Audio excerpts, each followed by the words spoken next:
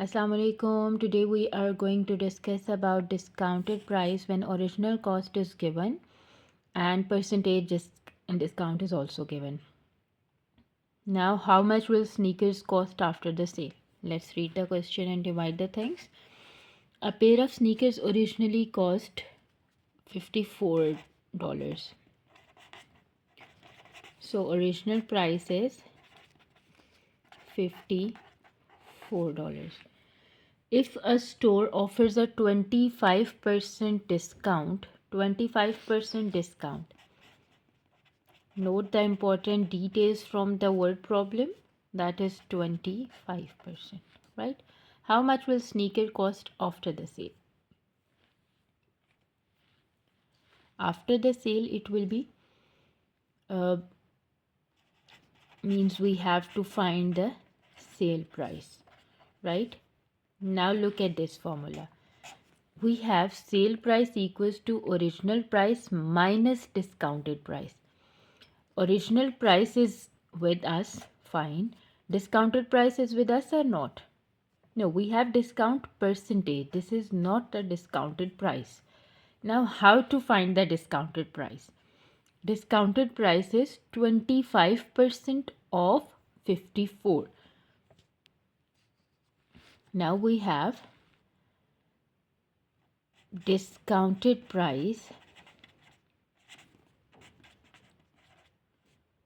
is equal to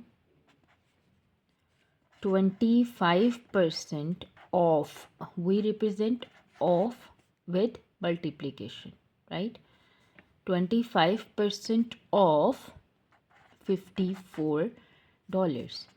We represent 25 as 25 over 100 multiplied by 54 equals to 25 over 100 is 0.25 multiplied by 54.